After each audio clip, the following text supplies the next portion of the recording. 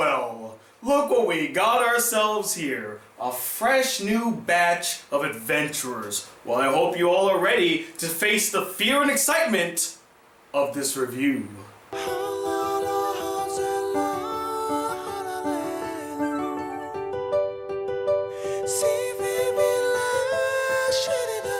Hey guys, the Black Critic Guy, and I'm here today to review the anime Made in Abyss. Finally! Now, Made in Abyss takes place on the island of Orth, which is located near a deep chasm known simply as the Abyss. Many adventurers called cave raiders descend into it in order to explore its lands and uncover mystical objects or relics. Many venture into the Abyss, but only a handful ever return from its depths. One of these aspiring adventurers, a young girl named Riko, decides to go all the way down to the Abyss's bottom after receiving what seemed to be a cryptic message from her mother, and with the assistance of a humanoid robot that she also found in the Abyss, who she will later name Reg, the two of them traverse downwards, facing terrifying and dangerous obstacles and challenges with each new level. Now, this was arguably the biggest anime of 2017. I mean, everybody was talking about it, everybody was raving about it, and many of you asked me to watch and review it. And I meant to get to it last year,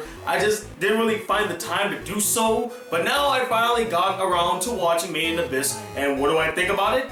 Well, let's get into it. First up, as per usual, the animation is simplistically gorgeous. The best way I can describe it is, do you guys remember those Precious Moments kids, the ones with the big puppy dog-like eyes and they look so cute and innocent?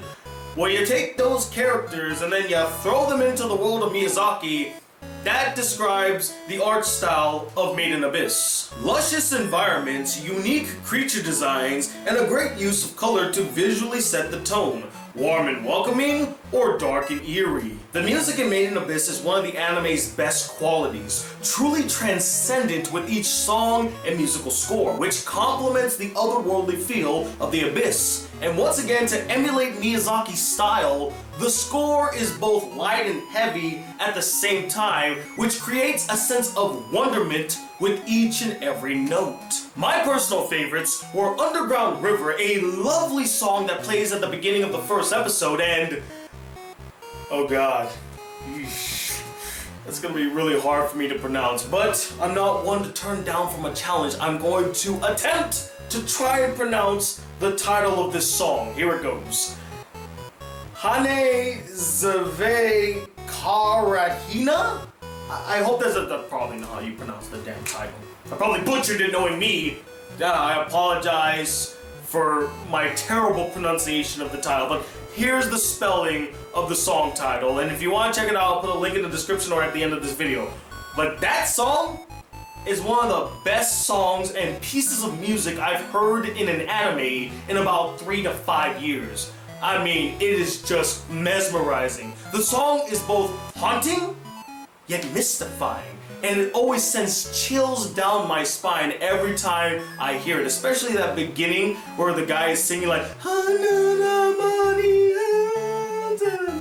it's, again, just chills, goosebumps. Made in Abyss is one of the truest adventure stories I've personally seen in a very long time, filled with excitement, yet fraught with peril and danger at almost every turn. I thoroughly enjoyed Riko and Reg's journey down the Abyss, and I was delighted in seeing them go from level to level, seeing them take in the majesty that is the Abyss, while also gripping my seat in terror whenever they would face a tough foe or dangerous creature. I mean, guys, the peril in this anime is no joke.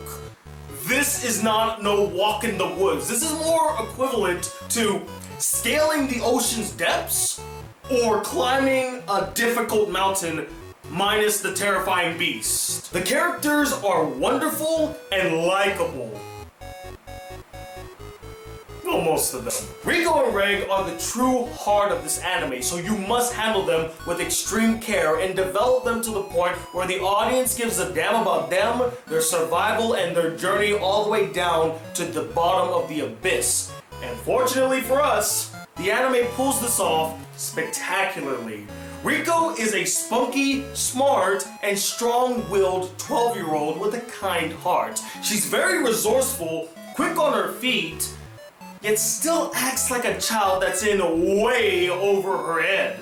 As for Reg, we don't really know much about his past, but we do get a good sense of what his character is like. He's loyal and very reliable, and the two of them always watch each other's back through thick and thin. As for the supporting characters, they were great additions that had impact and relevance to Riko and Reg's journey. There's Nat, the first person that we see with Riko, who definitely has feelings for her and was adamant against going down the abyss. There's Ozen the Immovable, who trains Riko and Reg to prepare them for the harsh nature of the abyss. And then finally, Nanachi, who helps them out in their most desperate, dire moment, and also has a heart-wrenching backstory. And speaking of heart-wrenching,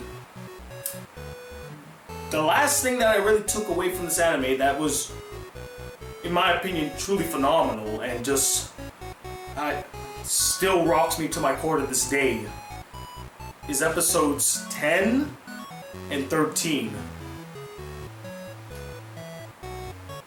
I mean, wow. Saying that shit got real is an understatement. Those two episodes, I mean, damn. Like I said earlier, guys, this is no walk in the park. This is no kids show. Alright? Episodes 10 and 13 were a clear example as to that. And like I said, it left me completely speechless. In a good way. I'm not saying it was awful. It pulled off exactly what it wanted to pull off. It had an emotional impact on me to where I was in tears. I couldn't say a damn thing. My heart sank. I had such a wide range of emotions after seeing both of those episodes. And I think that explains how I feel about those episodes. Like, it just was so hard to sit through. It was truly painful. I felt the agony of the characters, and that's exactly what this episode was trying to pull off. Make you sympathize with the characters at this very moment and feel the agony that they're feeling at that very moment. And again, excellent execution. Now, while I have many praises for Made in Abyss, I also have a couple criticisms. And my biggest criticism with the anime was its copious amounts of child nudity. Now, at first, I was able to excuse it because many of the moments that they used child nudity made sense in the context of the scene. You know, washing clothes, cleaning wounds, you know, things like that. I'm like, okay, yeah, you're gonna probably need to be naked for those moments, so I get the use of nudity in these scenes. But then it got to a certain point where it became excessive and unnecessary to where it made me feel really uncomfortable watching. I mean, come on! There's no reasonable point in having Riko carelessly walking around naked in the abyss, no less, after being in a terrible, dire situation and getting her wound cleaned. I mean, you would think she would be more smarter than that to be walking around carelessly. She could re-injure herself, or better yet, draw attention to them, or have two kid characters naked in a lake together with awkward sexual tension. It's like it's Miss Kobayashi's Dragon Maid all over again. What is this? You don't need awkward sexual tensions between two kid characters, especially when they're naked. Not to mention how they would linger on their naked bodies for an uncomfortably long time. I mean, it'd be one thing if they handled it innocently, like from the shoulders up to the head, but nope.